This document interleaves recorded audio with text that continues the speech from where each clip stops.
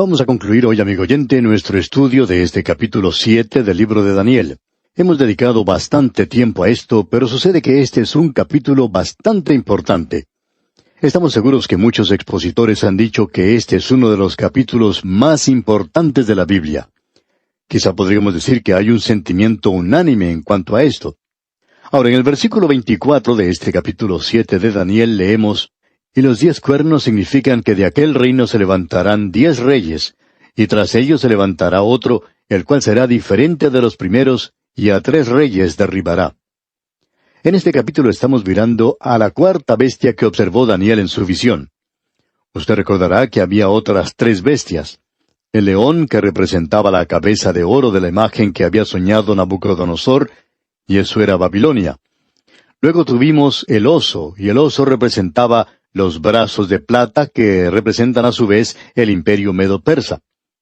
Tuvimos después al leopardo con 4 alas, lo cual representa los lados de bronce, lo que a su vez representa al imperio griego que fue formado por Alejandro Magno. Luego llegamos a esta bestia, a la cuarta bestia indescriptible, separada de las demás, al imperio romano, y es única en cada aspecto de su ser. Estos 3 imperios anteriores ya han desaparecido. Ellos representaron su parte y ya han salido de la escena, digamos, de la historia humana.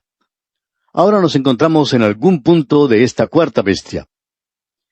La bestia en sí misma era algo feroz, viciosa, brutal, pecadora, dictadora y dominante. Como ya hemos visto, así era el imperio romano y Roma no desapareció. Simplemente se separó en las naciones de Europa, lo que hace de esto algo único en la historia del mundo. Así es que el imperio romano aún continúa viviendo en el lenguaje, en la psicología, en la filosofía, en los gobiernos y los sistemas legales de todas las naciones de hoy. Lo que nos interesa a nosotros aquí es que allí había 10 cuernos que salieron de esta bestia, y cada uno de ellos son reyes, y cada rey, por supuesto, representa un reino. Y luego se nos dice que de entre esos 10 cuernos o reyes saldrá otro, es decir, que aparecerá un número 11. Y este va a ser diferente de los demás, es decir, será completamente diferente de todos los que han venido anteriormente. Él asumirá el poder dominando a 3 reyes. Esto le dará más o menos una mayoría, y entonces obtendrá el poder mundial. En realidad, llegará a ser un dictador de todo el mundo. Y hablando honradamente, ese es el cuadro que se nos presenta también allá en el capítulo 13 de Apocalipsis, donde en el versículo 7 leemos: «Y se le permitió hacer guerra contra los santos y vencerlos. También se le dio autoridad sobre toda tribu, lengua y nación». De la misma manera en que los césares gobernaron el mundo de aquel día, y ya hemos visto lo que Gibbon tenía que decir en cuanto a esto, pero nos gustaría volver a repetirlo porque es algo muy importante. Dijo Gibbon: «El imperio de los romanos llegó al mundo, y cuando el imperio cayó en las manos de una sola persona, el mundo se convirtió en una prisión segura y tenebrosa para sus enemigos. El resistir era algo fatal y era imposible escapar». Ese era un cuadro muy preciso. Y Gibbon aclara aún más esto que estamos hablando aquí, que eso no era asunto de conjeturas. Él dice: «Los 4 imperios se detallan claramente, y los ejércitos invencibles de los romanos describen con tanta claridad las profecías de Daniel como se ve en las historias de Justino». Es así entonces que tenemos ante nosotros al cuarto imperio, o nos encontramos en alguna parte del mismo. Ahora, de este imperio saldrán 10 reyes, y ellos se volverán a unir nuevamente, y de allí saldrá uno, que será este pequeño cuerno. Este será el hombre de pecado, el anticristo, y él va a gobernar sobre todo el mundo. Él llega a obtener el poder mundial. Y eso tendrá lugar en el período de la gran tribulación, un período que nosotros creemos será de 7 años. Ahora notemos lo que dice aquel versículo 25 de este capítulo 7 de Daniel. «Y hablará palabras contra el Altísimo, y a los santos del Altísimo quebrantará, y pensará en cambiar los tiempos y la ley, y serán entregados en su mano hasta tiempo, y tiempos, y medio tiempo». Ese pequeño cuerno será un blasfemador. Eso lo vemos nuevamente allá en el capítulo 13 de Apocalipsis. Los versículos 5 y 6 de aquel capítulo dicen: «También se le dio boca que hablaba grandes cosas y blasfemias, y se le dio autoridad para actuar 42 meses. Y abrió su boca en blasfemia contra Dios, para blasfemar de su nombre, de su tabernáculo, y de los que moran en el cielo». Y una de las características del anticristo es que éste está contra Dios y contra Cristo. Eso es lo que anticristo quiere decir, aquel que está contra Cristo. Creemos que las dos bestias de Apocalipsis presentan los dos aspectos del anticristo. Uno contra Cristo, un blasfemador, el otro un falso profeta. Él actúa como si fuera un cordero, pero es un lobo con ropa de cordero y él trata de imitar a Cristo. También se nos dice que él quebrantará a los santos. Esto literalmente quiere decir que afligirá a los santos, que los perseguirá, y se nos dice que va a hacer eso allá en el capítulo 12 de Apocalipsis, versículos 13 al 17. Luego se nos dice que ese pequeño cuerno cambiará las leyes y costumbres, y vamos a ver que eso ocurrirá en realidad. Ahora, el período del reinado de este pequeño cuerno es de corta duración. Se nos dice que serán entregados en su mano hasta tiempo y tiempos y medio tiempo. 1 año, 2 años y la mitad de 1 año, es decir, 3 años y medio. Y es durante ese último período de 3 años y medio de la gran tribulación cuando él reinará sobre la tierra. Este hombre viene y aparecerá sobre esta tierra algún día, y será un líder religioso y será un líder falso. Habrá un líder político, y él también va a ser un líder falso. Este va a llegar a ser un dictador mundial. Ahora en el versículo 26 de este capítulo 7 de Daniel leemos: «Pero se sentará el juez, y le quitarán su dominio para que sea destruido y arruinado hasta el fin». Ahora note usted que dice, «pero se sentará el juez». Esto que dice aquí nos hace recordar de una escena en el cielo, mencionada ya en los capítulos 4 y 5 de Apocalipsis, donde se nos presentan estos tronos. Lo determinan aquel sentado en el trono central y el Cordero, quien es el ejecutor del juicio. También todas las inteligencias creadas y redimidas por Dios en los cielos concuerdan que la bestia debe ser dominada. Su dominio debe concluir, y él mismo debe ser juzgado. Pero se sentará el juez. Y eso no puede ser cambiado. Su juicio continúa a través de la gran tribulación y es consumado por medio del regreso de Jesucristo a la tierra para establecer su reino. Este es el período conocido como la época o el tiempo de los gentiles. Comenzó hace mucho con Nabucodonosor y continuará hasta cuando Cristo venga a esta tierra a establecer su reino. Ahora el versículo 27 del capítulo 7 de Daniel continúa diciendo: «Y que el reino y el dominio y la majestad de los reinos debajo de todo el cielo sea dado al pueblo de los santos del Altísimo, cuyo reino es reino eterno, y todos los dominios les servirán y obedecerán». Ahora esta es una referencia al reino eterno que aparece primero en su aspecto milenario, allá en Apocalipsis capítulo 20, y luego se abre hacia la eternidad. A veces nos cansan un poco esos teólogos de hoy que por mucho tiempo han rechazado la profecía. Simplemente no la estudiaban, y han comenzado a hacerlo ahora, y les gusta encontrar fallas con la interpretación premilenaria de esto, y dicen, bueno, como se puede ver, el milenio no es correcto, sino que se trata más bien de un reino eterno. Bueno, el milenio es simplemente un período de prueba, tal cual lo es el período en el cual nos encontramos en el presente. Será un período de prueba, pero se dirige y entra en el reino eterno. Cuando ellos hablan así, es tratar de encontrar faltas de una manera minuciosa, cuando en realidad no existe ninguna. Ahora Ireneo, uno de los padres de la Iglesia, dijo, escuche usted, «Pero cuando este anticristo haya devastado todas las cosas en este mundo, él reinará por 3 años y 6 meses, y se sentará en el templo de Jerusalén, y luego el Señor vendrá de los cielos en las nubes, en la gloria del Padre, arrojando a este hombre y a aquellos que le siguen al lago de fuego, pero trayendo para los justos el tiempo del reino, es decir, el descanso, ese 7º día santificado, y restaurando a Abraham la herencia prometida, en cuyo reino el Señor declaró que muchos vendrán del este y del oeste, y se sentarán junto con Abraham, Isaac y Jacob». Hasta aquí las palabras de Ireneo. Ahora hay quienes gustan decir que los padres de la iglesia primitiva no eran premilenarios.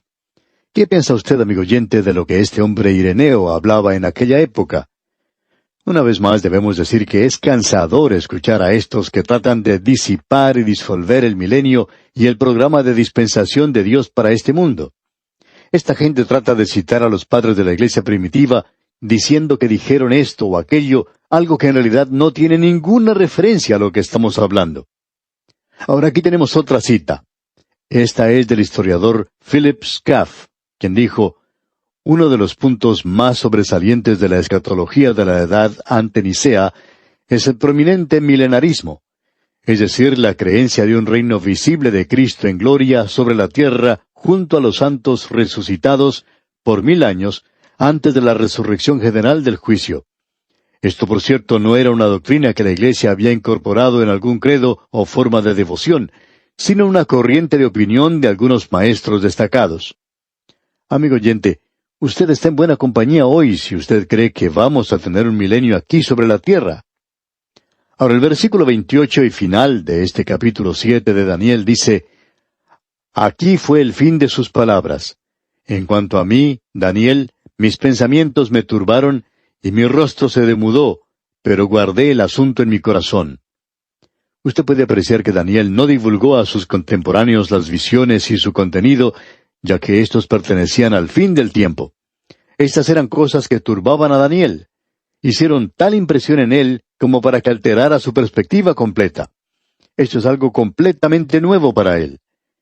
El estudio de la profecía de este día no es por tanto para una gratificación egoísta de la curiosidad o de un conocimiento vano, sino que el estudio de la escritura profética debe hacerse cuidadosamente, en oración, y esto tiene un efecto transformador en la vida. Si el estudio de la profecía no le cambia a usted, amigo oyente, entonces es mejor que estudie alguna otra cosa, porque ese es el propósito de esto. Si todo lo que logra es hacer de usted una persona que arguye y que quiere llevar a cabo debates en lugar de tratar de esparcir la palabra de Dios, entonces, amigo oyente, hay algo que no anda bien. Porque el propósito de esto es que usted y yo podamos ser transformados por esto. Bien, llegamos ahora al capítulo 8 del libro de Daniel, y aquí Daniel presenta la visión del carnero y del macho cabrío y de otro pequeño cuerno. Este es un capítulo muy importante, y aún así ya ha sido cumplido. Todo esto, cuando fue presentado, era profético, pero ahora ha sido ya cumplido. De paso, digamos que este es el capítulo que muchos de los críticos radicales usan como base para dar una fecha más tardía a la escritura del libro de Daniel. Su argumento se basa en esto. Bueno, nosotros sabemos que el profetizar en cuanto al futuro es algo sobrenatural. Nosotros no creemos en lo sobrenatural, por tanto, esto no puede haber sido dado como una profecía, sino que fue escrito más tarde como historia. Amigo oyente, este es probablemente uno de los argumentos más débiles que exista. No es nuestro propósito en este estudio el entrar en asuntos contradictorios, pero queremos decir esto, que uno no puede mantener eso de una fecha posterior a la escritura de Daniel.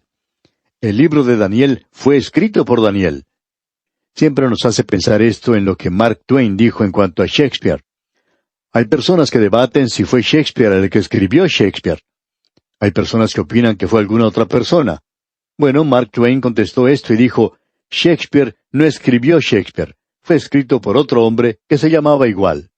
Bueno, amigo oyente, usted puede decir lo mismo en cuanto al libro de Daniel para contestarle a los críticos y decirles: Daniel, en el año 600 antes de Cristo, no escribió Daniel, sino que fue escrito por otro hombre llamado igual y en la misma época. Bien, con esto entramos ahora al capítulo 8.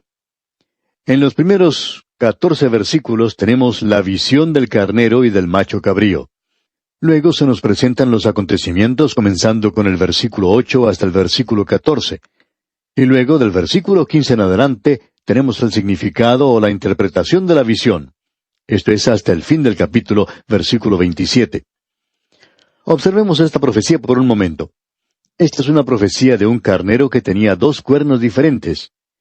Y el macho cabrío, con un cuerno, coloca, por así decirlo, un microscopio en el conflicto que ha existido entre el segundo y el tercer imperio mundial en la lucha entre el Oriente y el Occidente. Eso era importante para el Oriente, el Occidente, Asia y Europa. Es el imperio de los medos y los persas y luego el imperio griego. Aquí una vez más vamos a ver un pequeño cuerno. Esto ya ha sido cumplido en Antíoco Epífanes, y vamos a apreciar esto cuando nos toque leer este capítulo. Veremos que todo esto ya ha sido cumplido. Ahora hay algo más que debemos decir antes de entrar de lleno en el capítulo 8. Y es que comenzando con el versículo 4 del capítulo 7 que acabamos de finalizar, Esa sección fue escrita en arameo, que era el idioma original de Siria. Ese era el idioma original de Siria. Aquí volvemos al hebreo, pero usted y yo vamos a continuar con nuestra traducción en castellano, por supuesto. Así es que esto hace de esta sección algo muy interesante. Lo que ya hemos visto fue dado del idioma mundial de aquellos 4 imperios. Ahora vamos a tener algunas cosas específicas presentadas ante nosotros en esta parte aquí. En nuestro próximo programa, Dios mediante, veremos la división del imperio del carnero en 4 reinos, y esto envolvió seriamente a Israel. Luego veremos la caída del imperio medo-persa y cómo cayó. Bien, amigo oyente, tenemos que detenernos aquí porque nuestro tiempo ha llegado a su fin por el día de hoy. Le sugerimos leer todo el capítulo 8 del libro de Daniel para estar al tanto de lo que estudiaremos en nuestro próximo estudio. Deseamos a usted las ricas bendiciones del Señor. Agradecemos que nos acompañara en el